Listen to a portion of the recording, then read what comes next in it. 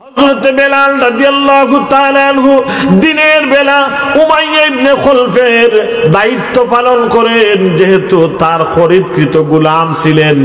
রাতের বেলা একাকী বসে বসে আল্লাহ পাক রব্বুল আলামিনের আহাদ নামের জিকির করেন। উনি বারবার বলেন আহাদুন আহাদুন আহাদ। ও মুসলমান, আল্লাহর গোলাম, আল্লাহ নামের জিকির বন্ধ হয়ে গেছে। আউল বাউল ফাউলদের জিকির সমাজে চালু হয়ে গেছে। আউল বাউল ফাউল যা ফসা দুর্গন্ধময় গান আছে ওগুলা জিকিরের মধ্যে হয়, আর আমাদের যুব সমাজরা তাদের কান সুখ হয়, অর্থাৎ কানের মধ্যে আওয়াজটা শুধু মজা লাগে, দুই একবার কমর দুলায় নিশিরাইতে কারবাসি বাজে, আর জিকির হয়েছে না তুকাইয়া নিশিরাইতে তোর মার জামাইয়ের বাসি বাজে। আচ্ছা, নিশিরাইতে কার বাসি বাজে কইয়া ডেকুর ডেকুর জিকির আসেনি? জিকির যে শব্দগুলা দিয়ে জিকির করবেন আল্লাহর হাবিবদের হাজার বছর আগে তা আমাদেরকে জানিয়ে দিয়েছেন। বলেন সুবহানাল্লাহ। জিকির হবে তাসবিহর মাধ্যমে। সুবহানাল্লাহ সুবহানাল্লাহ সুবহানাল্লাহ সুবহানাল্লাহ, এটার নাম হলো তাসবিহ। জিকির হবে তাহমিদের মাধ্যমে। আলহামদুলিল্লাহ আলহামদুলিল্লাহ পড়েন না, আলহামদুলিল্লাহ আলহামদুলিল্লাহ। এই তাহমিদের মাধ্যমে জিকির হবে। প্রথমে জিকিরের বাক্য আমরা পেলাম তাসবিহ সুবহানাল্লাহ, এটাকে বলা হয় তাসবিহ। দুই নম্বরে হলো তাহমিদ আলহামদুলিল্লাহ আলহামদুলিল্লাহ। তিন নম্বরে হলো তাহলিল লা ইলাহা ইল্লাল্লাহ লা ইলাহা ইল্লাল্লাহ। পৃথিবীর এমন কোন আল্লাহর মকবুল বান্দা নাই যাদের জীবনে রুটিন করা জিকির এই তাহলিল ছিল না, অর্থাৎ জিকির ছাড়া আল্লাহর ওলি হওয়া যায় না। এটার নাম হলো তাহলিল লা ইলাহা ইল্লাল্লাহ লা ইলাহা ইল্লাল্লাহ লা ইলাহা ইল্লাল্লাহ। আল্লাহর আশিক বান্দাদের সামনে লক্ষ লক্ষ শ্রোতারা আল্লাহর জিকির করে, দেখবেন কোনো আওয়াজ নাই, সুবহানাল্লাহ। এটা হলো তাহলিল, নবীর শিখানো, নবীর বাতানো। চতুর্থ নম্বর হলো তাকবীর, আল্লাহু আকবার আল্লাহু আকবার। এটাও একটা জিকির। যখন সিঁড়ির মধ্যে উঠবেন, যখন পাহাড়ের মধ্যে বেয়ে বেয়ে উঠবেন, তখন আল্লাহর নবী শিক্ষা দেন পড়ো আল্লাহু আকবার আল্লাহু আকবার পড়ো, আর উপরের দিকে উঠো। যখন নিচের দিকে নামবা পড়ো সুবহানাল্লাহ সুবহানাল্লাহ। হযরত বেলাল রাদিয়াল্লাহু তাআলা আনহু দিনের বেলা উমাইয়া ইবনে খলফের গোলামি করেন, রাতের আঁধারে চুপি চুপি মহান রব রব্বুল আলামিনের নামের জিকির করেন। ও মুসলমান, আল্লাহর জিকির আমাদের সমাজ থেকে উঠে গেছে। আল্লাহ পাক রব্বুল আলামিন বলেন ইয়া আইয়ুহাল্লাযীনা আমানু যকুরুল্লাহ, হে আমার ইমানদার বান্দারা, যিকরান কাসীরা, বেশি বেশি করে তোমরা আল্লাহর জিকির করো। ওয়াসাব্বিহুহু বুকরাতাও ওয়া আসীলা, অন্ততপক্ষে সকাল সন্ধ্যা তোমরা আমি আল্লাহর জিকির করো। সুবহানাল্লাহ। অন্ততপক্ষে ফজরের নামাজ পড়ে আর মাগরিবের নামাজ পড়ে আল্লাহর কিছু জিকির করো, অর্থাৎ রাতের সূচনা লগ্নে এবং দিনের সূচনা লগ্নে। যে মানুষের দিনটা শুরু হয় ভালো কাজ দিয়ে, আমরা আশা রাখতে পারি সন্ধ্যা পর্যন্ত আল্লাহর বান্দাকে আল্লাহ ভালো কাজের মধ্যে চরিত করে রাখবেন। বলেন আমিন। হযরত বেলাল গভীর রাতে আল্লাহর জিকির করেন। উমাইয়া ইবনে খলফ বললেন বেলাল কোন আল্লাহর বন্দেগী করো? হযরত বেলাল বললেন আমার মালিক, আমি তো সেই মহান রবের উপরে ঈমান এনেছি যিনি আসমান জমিন তামাম কিছু সৃষ্টি করেছেন। হযরত বেলাল রাদিয়াল্লাহু তাআলা আনহুর জীবনে ইমতিহান শুরু হয়ে গেল, পরীক্ষা শুরু হয়ে গেল।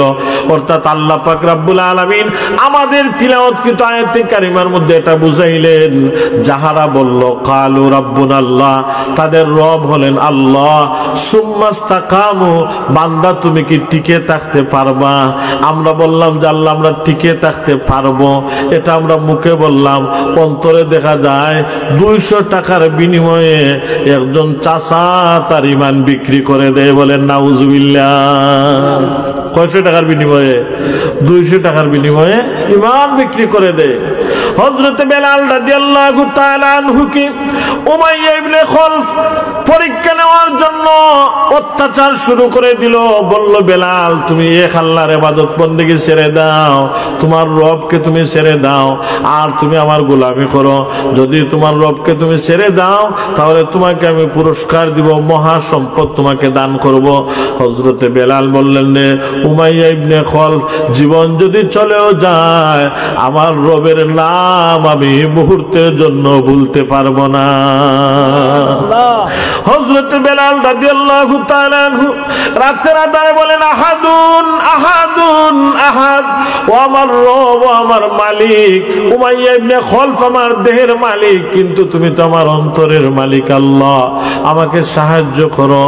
যখন হযরতে বেলালকে উত্তপ্ত মরুভূমির মধ্যে শোয়ানো হলো, তার বুকের উপরে যখন বাড়ি পাথর দিয়ে মরুভূমির মধ্যে টানা হলো, হযরতে বেলাল রাদিয়াল্লাহু তাআলা আনহুর দৃশ্যটা আল্লাহর হাবিব উম্মতের দরদি দুঃখের দিনের কান্ডারি আল্লাহর হাবিব বললেন রে আবু বকর, আমার বেলালের উপরে এইভাবে নির্যাতন চলতেছে, খেয়াসরে আমার বেলালকে উমাইয়ার কাছ থেকে খরিদ করে নিবা আর আমার বেলালকে আজাদ করে দিবা। হযরত আবু বকর দাঁড়িয়ে বললেন লাব্বাইকা সাদাইকা ইয়া রাসূলুল্লাহ, নবী গো আমি আবু বকর হাজির আছি। হযরত আবু বকর হযরতে বেলালকে কিনলেন, আর কেনার পরে যখন হযরতে বেলাল আবু বকরের গোলাম হয়ে গেলেন, আল্লাহর নবীর সামনে এসে বললেন ইয়া রাসূলুল্লাহ, নবী গো আমি আবু বকরকে খরিদ করেছি, বেলালকে খরিদ করেছি ঠিক, কিন্তু ইয়া রাসূলুল্লাহ আমি বেলালকে আজকে আপনার জন্য আজাদ করে দিলাম। অমানসিক অত্যাচার, নির্যাতন, নিপীড়ন বরদাস্ত করলেন হযরতে বেলাল, মুহূর্তের জন্য রবকে বলেন নাই। আল্লাহ বলেন বান্দা, আমার বান্দি, দুনিয়ার জমিনে কিছু কিছু পরীক্ষা তোমাদের উপরে আসে, তোমরা তোমাদের রবকে ভুলে যাও। কেমনে ভুলে যাও? কিভাবে ভুলে যাও? অর্থাৎ মুমিন বান্দারা দেখবেন জীবন যদি চলেও যায় মালিককে মুহূর্তের জন্য আল্লাহর ওলিরা ভুলেন না। এমন কোন কাজ করেন নাই যে কাজে রব বেজার হন, ঠিক কিনা? মুআজ্জাজ হাজরিনে কেরাম, আমরা যারা মুসলমান এই জায়গার মধ্যে আমরা যারা এসেছি এক আল্লাহকে বিশ্বাস করি, আল্লাহর হাবিবের উপরে আমরা ঈমান এনেছি, রাসূলকে আমাদের দিলের চাইতে আরো জানের চাইতেও বেশি মহব্বত করি, ঠিক কিনা? অর্থাৎ আল্লাহর হাবিব বলেন ফাইনাল ঈমানু তাসদীকু মুহাম্মাদিন সাল্লাল্লাহু আলাইহি ওয়াসাল্লাম, অর্থাৎ রাসূল হলেন মুমিনের ঈমান। ও মুসলমান, আল্লাহর গোলাম, আল্লাহর কোরআন যেটা নিষিদ্ধ করেছে একজন মুসলমান কখনো সেটা করতে পারে না। আল্লাহর কোরআন যেটা নিষিদ্ধ করেছে, রাসূল যেটা নিষিদ্ধ করেছেন, একজন মুসলমান হিসাবে সেটা সে কখনো করতে পারে না। এখন আপনারা জবাব দেন যে সুদ যে একটা হারাম জিনিস, এটা মসজিদের কোনো ইমাম সাহেব নিষেধ করছেন নি? মাতেন না? সুদ যে হারাম এটা আল্লাহ কইছেন না মসজিদের ইমাম সাহেব কইছেন? তাহলে ইমাম হলোর ইমামতি যায় এখানে? তাহলে ইমাম হলোর ইমামতি যায় এখানে? এর কারণ হইল যে সুদখোরগুলোর পিছনে ইন্ধন দেওয়ার মতো কিছু খাটাস মার্কা কিছু মুরব্বী হলোর আত্মাকে, বুঝছেন না? এর লাগে ইমাম সাহেব হলোর ইমামতি যায়। আমি এদিন লঙ্গরফুলও কইছি, হওয়ার পরে আমার একটা ওয়াজ গেছে, অর্থাৎ নির্দিষ্ট একটা তারিখে আমার ওয়াজ আছিল, কিন্তু দেখা গেছে এই তারিখে আমার আর ওয়াজ হয়েছে না। অর্থাৎ এলাকার মানুষে হয়েছে ইন্ডিয়ার আনা দেখতো নাই, কারণ ব্যাটালিয়ামটা করে লেগেছে।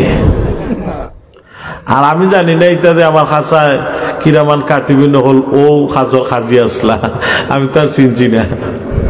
হ্যাঁ, এখন সুদ যেটা হারাম হইছে এটা আল্লাহর কোরআন দ্বারা হারাম হয়েছে। যদি বুঝতাম তো এটা নস খালি হাদিসও আছে কোরআনও নাই, তে আপনি একটা কথা কইতে দেন খালি নবীর কথা, আর নবীর কথার উপরে যদি আপনি সন্দেহ আর নিমান যাইব কি সরাসরি তরে তরে স্তরে স্তরে আয়াতে কারিমা নাজিল ইয়া ধীরে ধীরে শুধরে হারাম করা হয়েছে। এখন কঠোর একটা হারাম জিনিস মুসলমানের সমাজ ওইটা ঢুকে কিলা, ওটা হইল আসল কথা যে এটা ওলা ঢুকে। আর এটার প্রভাব মসজিদের ইমাম সাহেবের উপরে পড়ে ওলা যে একজন ইমাম সাহেব নতুন একটা গ্রাম আইসেন, ৭৫ গড়বালা গ্রাম, ৫ গড় মানুষে সুদ খায়, ৬৫ গড় মানুষে সুদ খায় না। ইলা কোনো গ্রাম আছে নি যে ৭০ গড়ে খায় নাই, অথবা ৭০ গড়ের মধ্যে ২ গড়ে সুদ খায়, ৬৮ গড় মানুষে সুদ খায় না। ঘটনাক্রমে একজন সুদ করে ইমাম সাহেবের দাওয়াত দিছে, তখন ইমাম সাহেব আর একজন মুসল্লি খান্দাত আসলা, তাই জিজ্ঞাসেন যে ও যে দাওয়াত দিয়ে গেলেন আপনি চিনেননি? বলে চিনি। বলে এই মানুষ কেমন? বলে বাম্পার মারা একটা সুদখোর, এ বাম্পার মারা একটা সুদখোর। ইমাম সাহেব লা হাওলা ওয়ালা কুওয়াতা ইল্লা বিল্লাহ। আমি না দাওয়াত যাইতাম না, রাইত আছিল বৃহস্পতিবারই রাইত। ইমাম সাহেব রাইত গেছেন না, জুম্মার সময় সকল আগে হেঁচছে মসজিদ, কারণ সুদখোর হলে দেখুন যেন আগর খাতারে নমাজ ধরে এখন লাউজুবিল্লাহ তোর নমাজে আই কি আর যাই কি। ওখান কইতে পারেন যে নমাজ কবুলের মালিক টেংরার ইমাম সাহেব বলে না, নমাজ কবুলের মালিক কে? আল্লাহ। তবে আল্লাহর কোরআন স্পষ্ট করে দেয় ইন্নাস সালাতা তানহা আনিল ফাহশাই ওয়াল মুনকার, নামাজ মানুষের অশ্লীল বেহায়াপনা নির্লজ্জ কাজ থেকে নামাজ মানুষের হেফাজত করে। এখন যে নামাজের সুদখোরের সুচ্চারিত পারলো না, বোঝা গেল যে তার নামাজ কবুল মাতন্যা। যদি কবুল হইতো তে সুদখোরকে আর সুদ খাইতো না। এখন ইমাম সাহেব কইলা যে লা হাওলা ওয়ালা কুওয়াতা ইল্লা বিল্লাহ, আমি কোনো সুদখোরের বাড়িত খাই না, আমি যাইতাম না।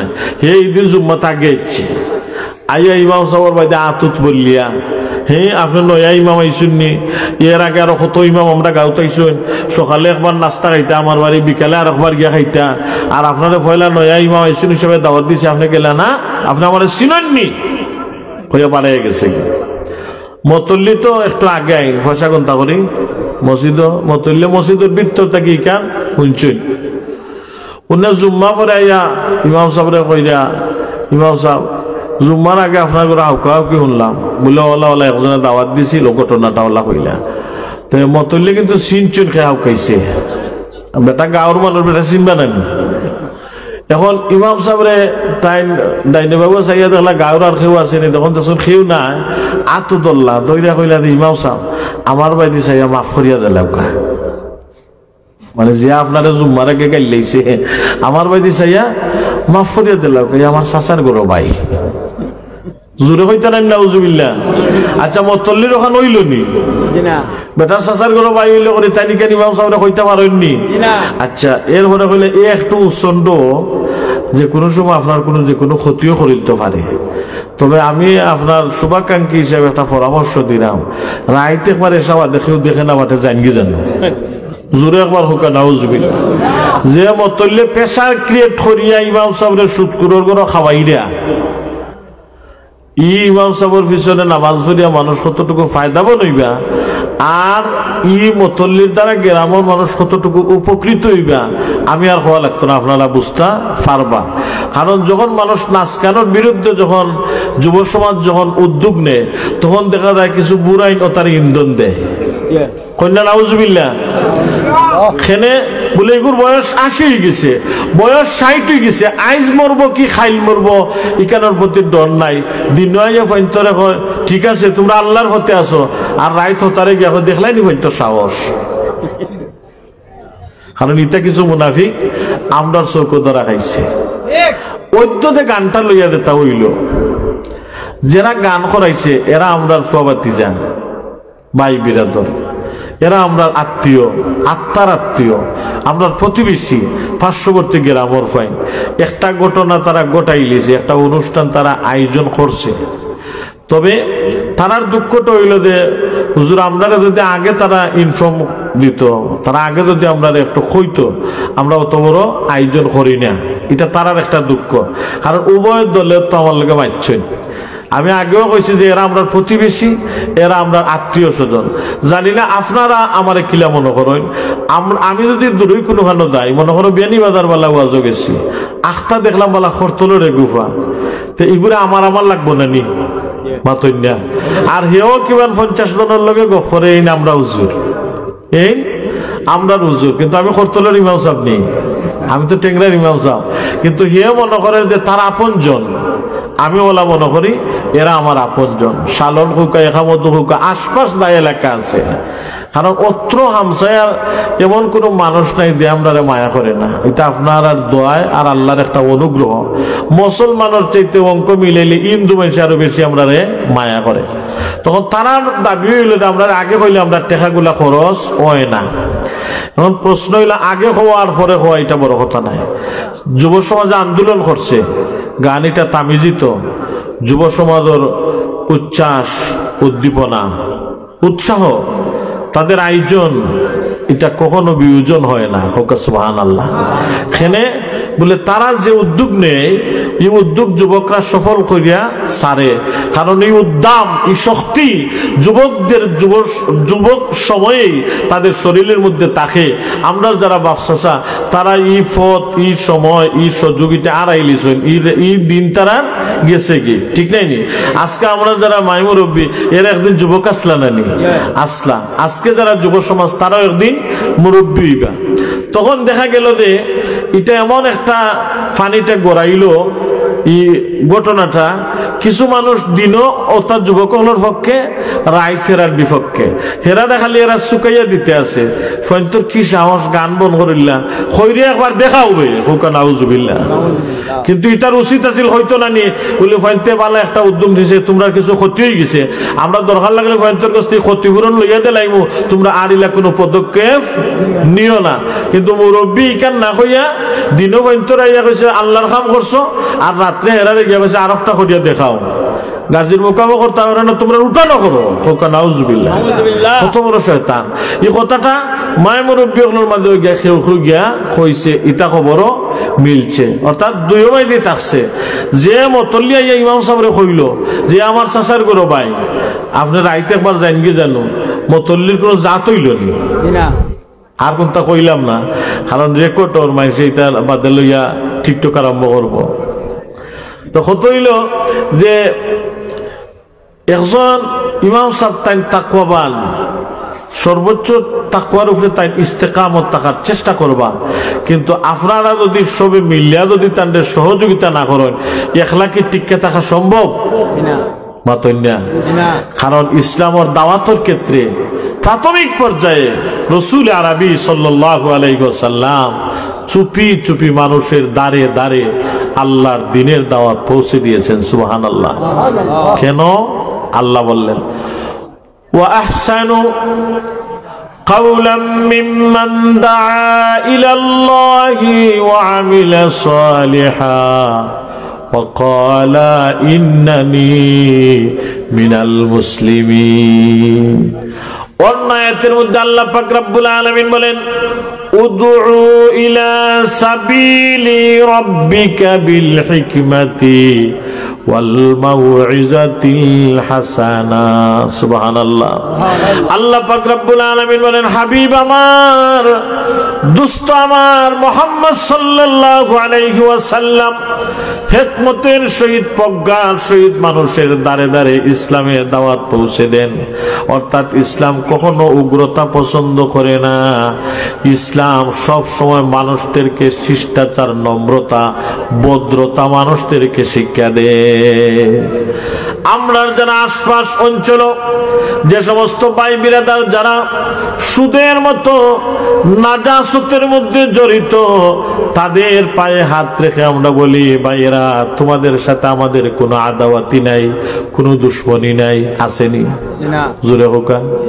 কারণ আমার বাড়ির সাতক, তাকে আমি রাজনগর, জমিন জামা আমার খাওয়া দিকে আউরের মাঝেও নাই, কারণ ইনো জমি জামা লইয়া কোনো বিষয় নাই।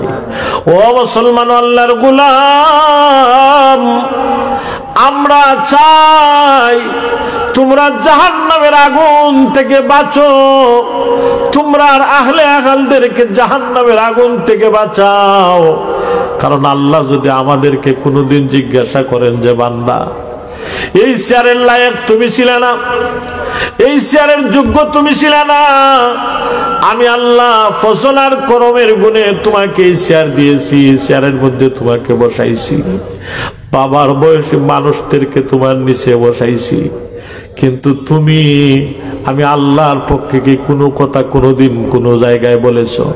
আমরা আল্লাহকে সাক্ষী রেখে বলতে পারি আল্লাহ সুদের মতো একটা নাজাসত, একটা নাপাক হারাম জিনিসের ভয়াবহতা আমাদের মুসলমান ভাইদেরকে আমরা বলছি, তারা আমাদের কথা মানে না অথবা মানছে। যারা মানবে তারা কামিয়াব, যারা মানবে না তারা ধ্বংস অনিবার্য। ফিসে লুকাইয়া মাইতে কোনো লাভ নাই। আস্তা দিন আপনার ফিসফিসে হরকা কোনো খামে আইতো নাই, কারণ কুকুরের খামর হাঁটুর নিচে তাকে উপরে উঠে না। কত কঠিন কঠিন পদক্ষেপের সম্মুখীন এই জীবনযাত্রায় আমরা অনেক সময় হয়েছি, কিন্তু লাভ হইছে না। খেনে وَقُلْ جَاءَ الْحَقُّ وَزَهَقَ الْبَاطِلُ إِنَّ الْبَاطِلَ كَانَ زَهُوقًا। সত্যের বিজয়, মিথ্যার পরাজয় এটা নিশ্চিত। কারণ লক্ষাধিক কাফের কুফফারেরা কিছু সংখ্যক মুষ্টিময় সাহাবায়ে কেরামদেরকে তারা কিছুই করতে পারে নাই। লক্ষ লক্ষ কাফেরেরা একদিকে আল্লাহর তাওহীদের স্লোগান, আল্লাহর নবীর রিসালতের ঝান্ডা হাতে নিয়ে সাহাবায়ে কেরামরা মাঠে ময়দানে ঝাঁপিয়ে পড়েছিলেন, কিন্তু আল্লাহ পাক রব্বুল আলামিন লক্ষ লক্ষ আল্লাহদ্রোহী কাফেরদেরকে নেস্তে নাবুদ করেছেন, কিন্তু একজন সাহাবীকে এক একটা অঞ্চলে আল্লাহ বিজয় দান করেছেন। সংখ্যার দিক থেকে মানুষ গণনা করলে কোনো লাভ হবে না, কারণ সব মানুষ কিন্তু মানুষ না। সকালে মানুষ একটা বলে, বিকালে মানুষ আরেকটা বলে। সকালে মানুষ বলে তোমার পিছনে আমি আছি, জোহরের আগে তোমার পিছন থেকে চলে যায়, কারণ সে দেখতে মানুষ, আসলে জানোয়ার, তার কথার মধ্যে কোনো ঠিক নাই। মানুষ রূপী একটা জানোয়ার।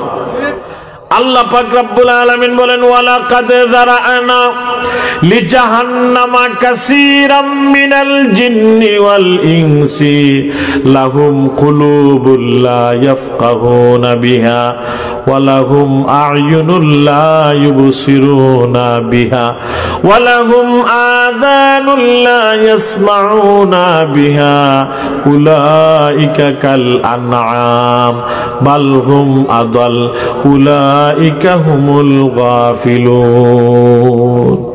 কিছু মানুষ খানা দেখে দেখে না, কিছু মানুষ খাল শূন্যও শুনে না, নাহুন আর বান করে। গন্ডার দেখছেন নি? গন্ডার দেখছেন না? ছবি দেখছেন? গন্ডারের শরীরে গুল্লি মারলে অনেক সময় ফিরে আইয়ে, অত গাড়ি চামড়া। এখন হেও তো বেহায়া, কারণ এগুলো গন্ডারের চামড়ার চাইতে আরো গাড়ি চামড়া বানাইয়া বইতাছে, কারণ এটা তার মাথার মাঝে গিয়া ঢুকে না, এটা গাতো লাগে না, কারণ বেহায়ার কম্বল খালি ছায়া ধরে। কিতা ধরে? ছায়া ধরে। কারণ যেগুলো অর্ধনগ্ন হইয়া রাস্তার খান্দার টয়লেট করার পয়সে তার শরম লাগেন না, রিক্সার থেকে জেরা দার এরা মুখ গুইরা দার, কারণ যারা দেখের এরা লাজ লজ্জা লাগের। আর হেতো তার যা আছিল ক্যাপাসিটি হলতা উদলাইও বই গেছে, যা করে আল্লাহ বইছি তো বইছিও, যা মানুষ যাই না রাইন। ওখন রাস্তার খান্দার টয়লেট করা আগ থেকে কিছু কমছে মাতন্যা। আগে আমরা পুরো থাকতে যখন মাছ মারা দিতাম ঠেলা জাল দি, তো কিছু কিছু জায়গাত গিয়ে হইতাম অতটা সফরি গাছ উঠছে, তো খুশি হইয়া প্রায় দিন সিঁড়ি লইতাম। একদিন আব্বা কইলে এই কিতা শিখছ?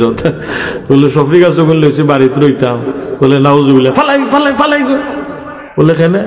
বলে অত সফরি গাছ এখানে উঠলো কিলা সড়ক বন্ধ, ওকে সফরি খাইয়া ইয়া খাম সারছে বাদে উঠছে, এটা গাছ আনছে বাদেই তো আমরা পরীক্ষা করিও দেখছি কিছু বদভ্যাসী মানুষ প্রায় এলাকার থাকতা, ওটা খাইয়েও সকালে আস্তে আস্তে লাইট খাও জায়গা যাইতো সরকে দি, অর্থাৎ তারা সেব হয় না।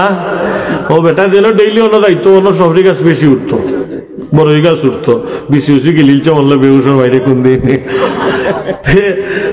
ওখন ইটা কমছে খেনে কমছে মোবাইলের কারণে কারণ ওখন সকলের দানের মাঝে ডর আছে আখটা কোনো কিছু সিফাত থাকে যদি একটা ছবি তুললে সারি দে আমও যাইব চলাও যাইব এর লাগে তা বেকুফ হলে কিছু কমাইছে এখন প্রশ্ন হইল যে সমস্ত মানুষ ওগুলো একবারে নিহত করিয়া বইছে যে আপনারা ওয়াজ করতে থাকুকা আর আমরা যারা সুদ খাইরাম আমরা খাইমু যারা গুড় খাইরাম আমরা গুড় খাইমু তোমরা বাফার ক্ষমতা হইলে আমরা এখন তা করো আমরাও তারা কাছে আরো জইল আপনার আর কিচ্ছু করার ক্ষমতা আমরা নাই ইচ্ছাও নাই ক্ষমতাও নাই ইচ্ছাও নাই কারণ ওয়ালা তাজিরু ওয়াজিরাতু উজরা উখরা তোমার হিসাবর লাগে তোমার আল্লাহ তোমারে জিজ্ঞাসা করবা আর করতলের বেটার হিসাবর লাগে আল্লাহ রাজনগরের বেটারে জিজ্ঞাসা করতা নাই সুবহানাল্লাহ একজনের অপরাধের লাগে আরেকজনের অপরাধী হওয়া যাইতো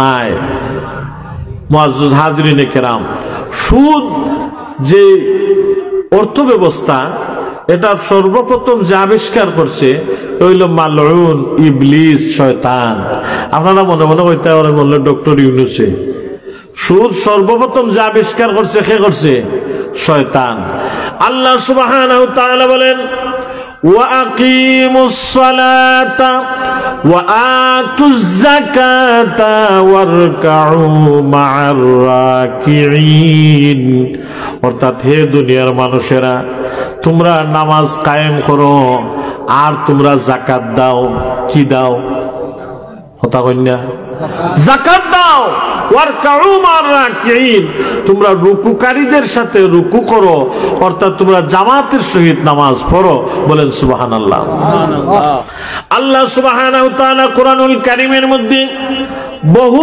জায়গায় সালাত এবং যাকাতের কথা এক আয়াতে কারিমার মধ্যে আল্লাহ পাক রব্বুল আলামিন আলোচনা করেছেন যাকাত কিভাবে দিতে হয় বিশদ আলোচনা হাদিসের মধ্যে আছে আল্লাহর হাবিব বলেন 40 ভাগের 1 ভাগ তোমাদের উপরে যাকাত ফরজ হয় অর্থাৎ কখন ফরজ হয় বলে 7.5 ভরি স্বর্ণ 52.5 তোলা রূপা যখন আপনার কাছে গচ্ছিত সম্পদ হয় তখন আপনার উপরে যাকাত ফরজ হয় যাকাত কিভাবে ফরজ হয় যাকাত কিভাবে দিতে হয় আল্লাহর হাবিব বলেন 40 ভাগের 1 ভাগ আলহামদুলিল্লাহ আমরা প্রধান অতিথি আসলা রিদওয়ান আহমদ চৌধুরী আমরা মুফতি সাহেবের সাবজাদা তার শাশুড়ি অসুস্থ তাই ইমার্জেন্সি গতকাল রাতে মক্কা শরীফ গেছেন অর্থাৎ তার শাশুড়ি উমরাতকে অসুস্থ হয়েছে উঠুন না রে তো আমরা আরো খুশনসিবি আমরা সুবানীঘাট দারুস সুন্নাহ ইয়াকুবিয়া কামিল মাদ্রাসার প্রিন্সিপাল হুজুর ফুলতুলি সাহেবের 5 নম্বর সাহেবজাদা আল্লামা কমরউদ্দিন চৌধুরী তাই আমরা যে কোনো পন্থায়ও মানে আপনারা খেজমত মিলাইছি হোক আলহামদুলিল্লাহ ডাক্তার সাহেবের নাম শুনছেন করতল মানুষের নাম শুনছেন হয়েছেন যে অল্প সময়ের ভিতরে তাই আইবা ইনশাআল্লাহ রওনা দিলাইছে কইলা আলহামদুলিল্লাহ ও সাহেবজাদা আইবা আমরা ওয়াজ শেষ হইব সিফা সাফায় আছেন যারা দরকার নাই এই কবিত্রে আল্লাহ সুবহানাহু ওয়া তাআলা বলেন বান্দা হালাল সম্পদ থেকে তুমি যাকাত দাও যাকাত দিলে কি হবে তোমার সমস্ত সম্পদগুলা পবিত্র হবে সুবহানাল্লাহ অর্থাৎ এই সম্পদ তোমাকে জাহান্নামে নেওয়ার কারণ হবে না বরং এই সম্পদ তোমাকে আল্লাহর জান্নাতে পৌঁছে দিবে তাহলে বোঝা গেল ধনী হওয়া কোনো অপরাধ নয় কিন্তু ধনীর মধ্যে যদি কৃপণ হন বখিল হন সেটা হলো অপরাধ কারণ আপনার দ্বারা জাতির কোনো উন্নয়ন হয় নাই বরং ক্ষতি হয়েছে ব্যাংকের মধ্যে টাকা জমা করিয়া আপনি টাকা ব্যাংকের লোন ব্যাংকও বানাইছেন কোনো গরিব কোনোদিন আপনার দ্বারা উপকৃত হয় নাই আপনি জাতির মুসলমান হিসাবে একজন কলঙ্ক মুসলিম এরপরেও মানুষ মারা যাওয়ার পরে যে বালা মানুষ হয় ওটাও সবচেয়ে বড় ইহসান। ও মানুষের লানত দিত আসিল আর তু দিত আসিল যে জীবনে কোনোদিন মানুষের খাওয়াইছে না, গেইটো বই থাকতো লাঠি লইয়া, গেইটো বই থাকতো লাঠি লইয়া। আগে তখন যেন আটি বান্ধা বাড়ি যারা আসিল, টিনর করতো প্রায় মানুষের আসিল, বারিন্দা মাটির আসিল, তখন মেয়ে গাইলেও একটা কিটকিটা বুড়াই নাছেন লাঠি লইয়া আটি বান্ধা বাড়ি তো 30 গড় 20 গড় তার গড়বালা উমাতা তো মানুষ ওবার থেকে এসে উঠতে যাইতো, তো মনে করে ও দায় দিদি দায় গিয়ে এ লাঠি লইয়া বই থাকছে আত তসবি আসা, হ্যাঁ ফাওটা নাইয়া বইছে, খালি কোনো ফুরুতাইয়া যদি খালি উঠার চেষ্টা করে আর কি টাস সরি বাড়ি মারিয়াও মানে বুঝাইতো যে আমার শেষ ভাঙ্গি যাব, মানে ইবাই উঠিস না, ও মেঘে মেঘে যা।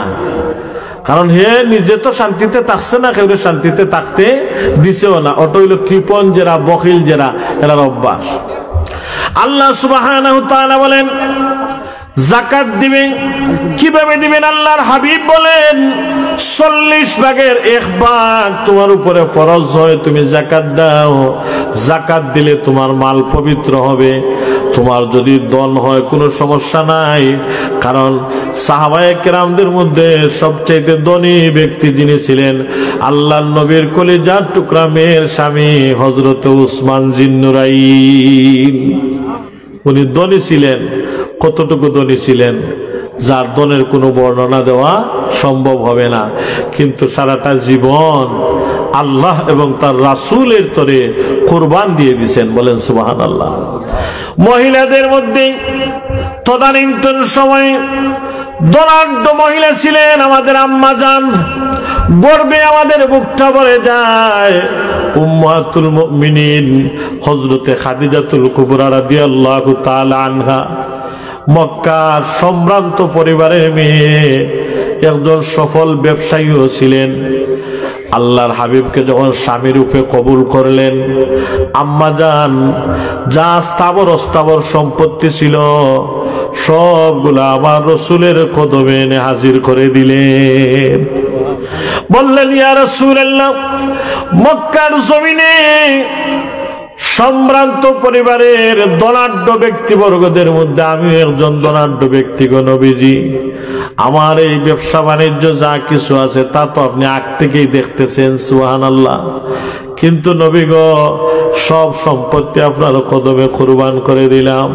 ইয়া রাসূলুল্লাহ, ইসলামের জন্য আমার সম্পদ আপনি ব্যয় করেন। আমি খাদিজা কখনো জিজ্ঞাসা করব না নবী গো কিভাবে ব্যয় করলেন।